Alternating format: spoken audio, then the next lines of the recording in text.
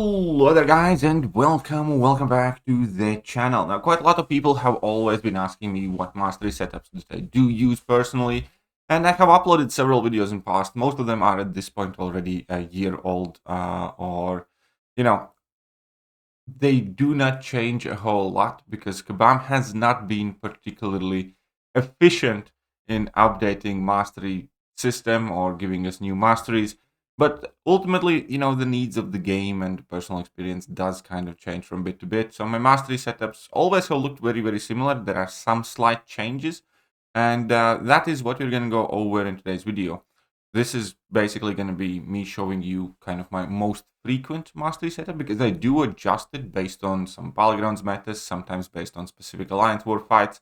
Obviously, at times I do put on recall masteries for arena or just casual questing and stuff like that, and we can talk about all of that. But vast majority, I would say about 90% of the time and 90% of the metas and my alliance war defensive placements and stuff like that typically happen under this particular mastery setup that you see in front of you. So obviously you do have your standard offensive tree, and that is kind of like the bare bones of all offensive masteries, where you have 1 point in everything until you reach precision and cruelty, which are incredibly important to max out. And then despair is amazing. I don't ever leave my home without despair, pretty much. Always try to have at least some points in there, again, unless in some very, very specific scenarios, for instance in Necropolis or something. And and Deep Wounds is kind of like a choice mastery. These 5 points honestly could go somewhere else. I like having Deep Wounds because I like at times using Thekiryu offensively for stuff and a few other champions, but you can, relatively freely substitute this based on which champions you do or do not use. But yeah, for me, it's kind of the Deep Wounds thing. But you can definitely change that and, add them a bit more in utility or glass cannon if that's what you prefer. On defense, this is again kind of like your bare bones structure here going on, with the 1 point in salve, 3 points in recovery, then maxed out block proficiency, and 4 out of 5 points in stand your ground. I think probably better take that 1 point from Deep Wounds and put the 5th point in stand your ground, perhaps. But I have just left it as is for now. And obviously, these are the minimum points required, the 15 points required in order to access Willpower Mastery. And then once you do, I do max it out. And also, I pretty much always run Inequity. Also, to be clear, I think Inequity, Deep Wounds, and Despair are a bit more luxury masteries. But they are I would say, Inequity and Despair are the two more important masteries that I see a lot of people don't invest in, even a lot of experienced players. And honestly, Inequity is crazy useful, and so is Despair. And typically, I see a lot of different mastery setups, and it's kind of surprising how many of them seem to be kind of like half done, and people tend to ignore and leave their masteries alone. And yeah, people will have the willpower, people will have the recall masteries unlocked, but then you can still see frequently Mystic Dispersion not being unlocked, which is criminal in this game because Mystic Dispersion is insanely powerful. And then also, if you are a more experienced player, you definitely should be working towards maxing out Despair, and you should be working towards maxing out Inequity, because those two are vital masteries in virtually all of the competitive game modes. All of the top players pretty much always main and max these masteries, and they do give you very big advantages and a lot of matchups. So cannot say this enough. The two most underappreciated masteries, for whatever reason, by a lot of people, seem to be Despair and Inequity. 90+% of the time, I have these two masteries maxed, and I love it, and I rely on it, and it helps a ton. Be that to science class, for instance, inflicting a lot of debuffs, that's heavily mitigating chip damage and stuff like that. Be that against some specific attackers, crazy good. And then obviously Despair. Despair gives you regen control to, wildly more champions than you otherwise would. And also your champions that already have petrifies and heal reversal become that much more potent with this mastery active. So cannot stop talking about enough about how important Despair and Inequity is. And then when it comes to Utilities, it's fairly straightforward. Max out your limber, so parry stance, so your stance against you are shorter. So when opponents fight your champions, their parry stance are shorter. That can lead to more mistakes, especially in correlation with stand your ground mastery. There are some metas where I do take this mastery off because it can actually be quite convenient when the opponent spends more time stunning your defender. But limber is kind of the standard to max out here. Obviously, stupefy should pretty much always be maxed out, 1 point in dexterity, and then max out mystic dispersion. Mystic dispersion, for most part as well, is one of those masteries where if you're going to run it, you want to max it out, especially because it makes every single one of your mystic defenders that much more dangerous. And offensively, it can be tremendously helpful as well. And those are the two kind of like the biggest arguments why you want Mystic Dispersion maxed, not like 2 or 3 points or even 4. Because number one, every single one of your Mystic Defenders gets that much more dangerous.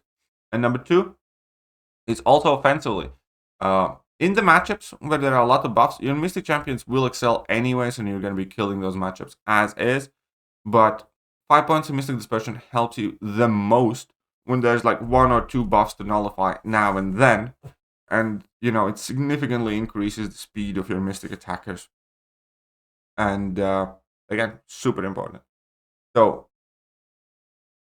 again, from experience, because I have done quite a lot of coaching sessions. If you guys are interested, then I still do offer them. I do coach either for Battlegrounds or for Necropolis or, general account decisions and stuff like that.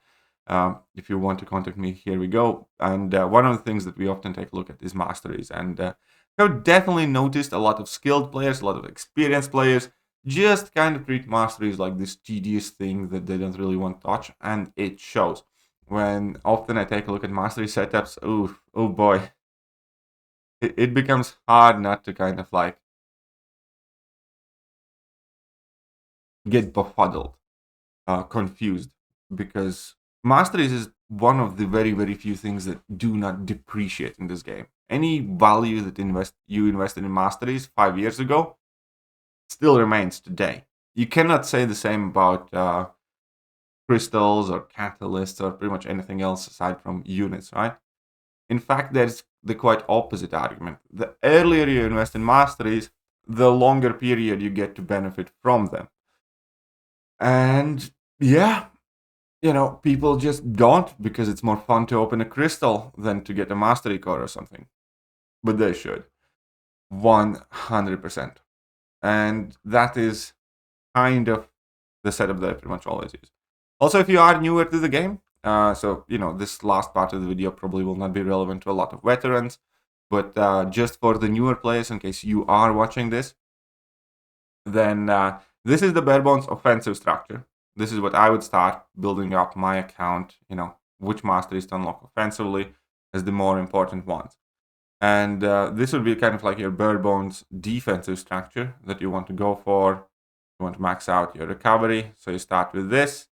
And then you need to find out where you put some points, either in your greater vitality, or you can, do some points in perfect block. It's kind of personal preference there. But then you reach your 15 points in defense, and as soon as you have done that, you can unlock the willpower, which you absolutely should. And you should max it out, because a lot of people don't know that you also get armor rating for debuffs on you. And, that can be helpful, also mitigating chip damage on block. Just saying, as long as, your champions have debuffs on you. And yeah, so that would be like your bare bones defense that would be required. And then in utility, obviously you have your dexterity or parry, you want to max out stupefy, you want to max out limber. That gives you the 11 points needed to max out mystic dispersion. And at that point, you still have like 10 mastery points left over that you can choose where to go with. My personal recommendation on the first mastery to focus on would be to max out despair. And then as you carry on working, max out your inequity. And that will leave you with 4 or 5 points remaining, pending whether you have or have not completed the necropolis path. And as I said, I like to put it in deep wounds. I don't run assassins daily. In my experience, assassins kind of more frequently can mess with me But if you don't run many bleeders, then obviously you can leave deep wounds empty. Some people run glass cannon. I'm not the biggest fan of it due to your health reduction and your remaining health being super important. So it's entirely up to you. These petrify and pacify masteries could do the trick for you. For instance, you can add in the third point on parry. It's like the last 5 points are often down to either meta-specific requirements or your personal roster choice and stuff like that. But that would be more or less the sequence I unlock my masteries and I work on my masteries to kind of have a nice, proper top-tier mastery setup. So here we are. I hope you find this video useful. If you have questions, please do not hesitate to ask, and I shall catch you guys soon. Bye.